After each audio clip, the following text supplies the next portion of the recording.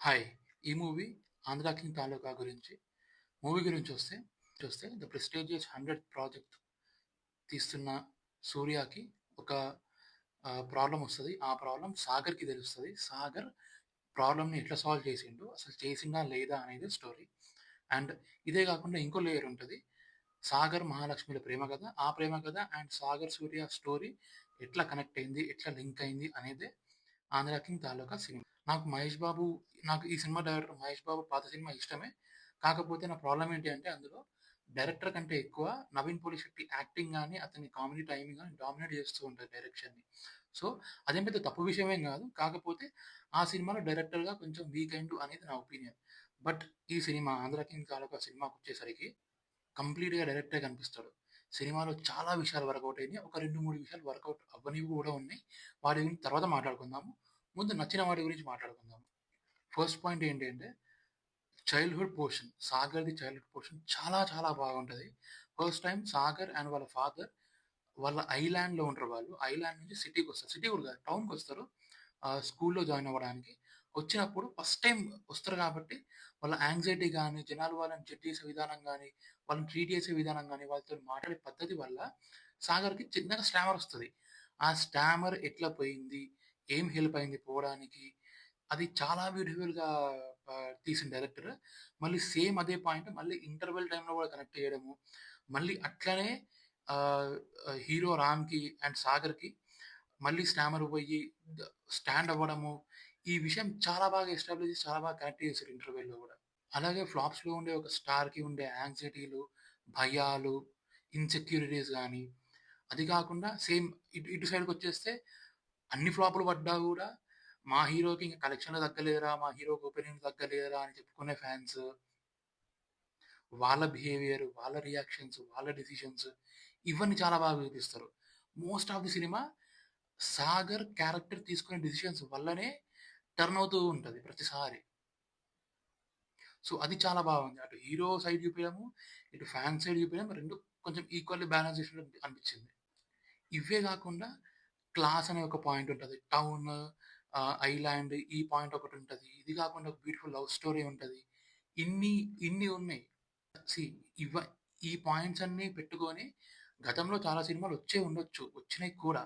కాకపోతే వై ఈ సినిమా నాకెందుకు స్పెషల్ అనిపించింది అంటే అన్నీ సినిమాలో ఇంటిగ్రేట్ అయిన విధానము, లేదంటే ఒక్కొక్క లింక్ ఇంటర్‌ట్వైన్ అయిన విధానం చూస్తే చాలా బాగా అనిపిస్తది. ఆ విషయంలో డైరెక్టర్ 'మహేష్ బాబుకి' చాలా బాగా సక్సీడ్ అయిందనిపిస్తది. ఇవి గాకుండా యాక్టింగ్ గురించొస్తే 'ఉపేంద్ర' గురించి చెప్పాల్సిన అవసరం లేదు. He is always the best. 'Upendra' గాకుండా 'భాగ్యశ్రీ బోర్సే', 'రావుల రామకృష్ణ' అండ్ 'భాగ్యశ్రీ బోర్సే' వాళ్ళ బ్రదర్ ఒకతనుంటాడు. 'అర్జున్ రెడ్డిలో' హీరో ఫ్రెండ్ ప్లే చేస్తాడు. అతను పేర్లు చెప్పుకుంటూ పోతే ప్రతి ఒక్క పేరు వస్తూ ఉంటది. సో, అందరు యాక్టర్స్ చాలా బాగా చేసిర్రు. అండ్ హీరో 'రామ్‌ని' గూడా ఒక ఫ్యాన్ లాగానే ట్రీట్ చేసిర్రు. హీరో 'రామ్' గాబట్టి రామ్‌లాగా ట్రీట్ చేద్దాము, ఒక స్టెప్ ఎక్కువ వెళ్దాం అట్లా ఉండదు. వాడు ఫ్యాన్ లాగానే ట్రీట్ చేస్తారు. అవే బట్టలు రిపీట్ అయితూ ఉంటాయి. అతను మాట్లాడే మాటలు గాని, ఆ యాక్సెంట్ ఉత్తరాంధ్ర యాక్సెంట్ గాని, ఆ యాస గాని అండ్ ఒక సీన్ ఉంటది. బెస్ట్ ఎగ్జాంపుల్ ఏంటంటే ఒక సీన్ ఉంటది. హీరో ఆహ్, 'సాగర్' డిస్ట్రిబ్యూషన్ ఆఫీస్‌కెళ్తాడు. డిస్ట్రిబ్యూషన్ ఆఫీస్ బయట హీరోయిన్ వాళ్ళ బ్రదర్ స్మోక్ చేస్తూ ఉంటాడు. సీన్ అంతా హీరోయిన్ వాళ్ళ బ్రదర్ మీదకి స్లోగా జూమ్ ఇన్ అయ్యి, స్లోగా జూమ్ ఔట్ అవుతూ ఉంటది. కానీ హీరో మాత్రము ఆఫీస్ లోపల డిస్ట్రిబ్యూషన్ ఆఫీస్ మేనేజర్‌తోని గొడవ పడుతూ ఉంటాడు. హీరో బయటకొచ్చాక సీన్ కట్ అవుతది. ఆ సీన్ చాలా బ్యూటిఫుల్‌గా తీసిర్రు. అంటే నార్మల్‌గానైతే లోపల కెమెరా పెట్టేసి రామ్ మీద కెమెరా పెట్టేసాడు. రామ్ పెర్ఫార్మ్ చేసాడు. ఇట్లా తీయొచ్చు. కాకపోతే వాడు ఫ్యాన్‌ని ఫ్యాన్ లాగానే చూపిద్దాము. ఈ సీన్ ఈ సీన్‌లో మెయిన్ క్యారెక్టర్ వచ్చేసి హీరోయిన్ వాళ్ళ బ్రదర్ అని చెప్పి కెమెరా మొత్తం హీరోయిన్ వాళ్ళ బ్రదర్ మీదనే ఉంటది. That is very good choice. ప్రతి ఒక్క ఫ్యాన్ తను అభిమానించే హీరోని ఒక్కసారన్నా ఈ సినిమాలో ఇమాజిన్ చేసుకుంటారు 'ఉపేంద్ర' ప్లేస్‌లో. లాస్ట్‌లో ఆహ్, 'ఉపేంద్ర' హీరోని కలిసే సీన్ ఉంటది. ఉపేంద్ర ఎంటర్ అయినప్పుడు క్రౌడ్ మొత్తం ఉపేంద్ర సైడ్ చూస్తూ ఉంటది. ఎవరొస్తున్నారని జెప్పి. కానీ సాగర్ మాత్రము తెర వైపు చూస్తూ ఉంటాడు. తెర వైపు చూసి గుర్తుపడతాడు. అరే! వీడు మావోడురా అని జెప్పి. ఎందుకు అంటే అతను తన ఫేవరెట్ హీరోని ఒక వందల వేల సార్లు స్క్రీన్ మీద చూసుంటాడు గదా! సో, వాడికి స్క్రీన్ మీద చూస్తేనే కరెక్ట్‌గా అనిపిస్తది. ఓకే. వీడు మావోడే. ఆ షాడో గూడా హీరోకి సాగర్‌కి తెలుస్తది. ఇది నా ఫేవరెట్ హీరో షాడో. ఇది సూర్య షాడోనే అని జెప్పి. So, that is really, really beautiful. And వాళ్ళిద్దరు ఫస్ట్ టైమ్ మాట్లాడుకున్న మాటలు గాని, హీరో ఫస్ట్ టైమ్ సూర్యకి ఒక మాట అంటాడు. "మీ చేతులు సాఫ్ట్‌గున్నయి. అందరూ చెప్పినట్టే మీ చేతులు సాఫ్ట్‌గున్నయి." అది ఇది అని జెప్పి. అది అది రాండమే. అది అబ్సర్డ్. బట్ ఆ టైంలో ఫ్యాన్ ఇంకేం మాట్లాడతాడు? అదే మాట్లాడతారు గదా! అబ్సర్డ్ మాటలే మాట్లాడతారు ఎప్పుడైనా గూడా. స్టార్ స్ట్రక్ అయిపోతారు గదా! క్లైమాక్స్‌లోనైతే I couldn't stop myself from tearing up అసలు. నాకు నాకు ఎమోషనల్‌గా కనెక్ట్ అయినా. హ్మ్. మ్యూజిక్ గాని, డైలాగ్స్ గాని వాటెవర్ ఏది మ్యానిప్యులేట్ చేసిందో తెలీదు గానీ, కొన్ని కన్నీళ్లయితే వచ్చినాయి నాకు.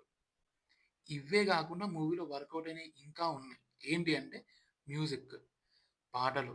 పాటలు చాలా బాగున్నాయి. నేను బయట పెద్దగా వినలేదు. అన్ని పాటలు బాగున్నాయని చెప్పట్లేదు. 2, 3 పాటలు బాగున్నాయి. 'చిన్ని గుండెలో' సాంగ్ పిక్చరైజేషన్ చాలా బాగుంది. అండ్ ఒక సాంగ్ తీసేసారు 'సాడ్'. కెమెరా వర్క్ గాని, యాక్షన్ సీన్స్ గాని, అందరి యాక్టింగ్ గాని, బ్యాక్‌గ్రౌండ్ మ్యూజిక్ గూడా మరీ లౌడ్ ఉండదు. ఎంత కావాలో అంతే ఉంటది.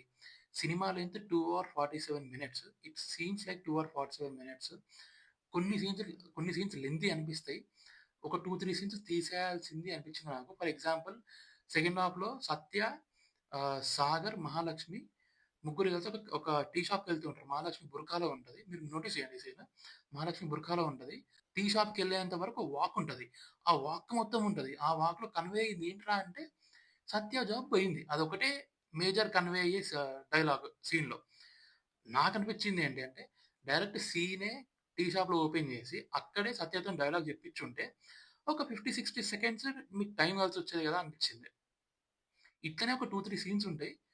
అవి కొంచెం ముందే నోటీస్ చేసి ముందే ట్రిమ్ చేసుంటే బెటర్, బెటర్ ఫీల్ అయ్యేది. ఇంకొంచెం ఫాస్ట్ అయ్యేది మూవీ. ఇంకొంచెం ఎందుకంటే I can see first half is a slow burn. Second half కొంచెం ఫాస్ట్‌గా అయిపోతది అనిపిస్తది. First half is a slow burn.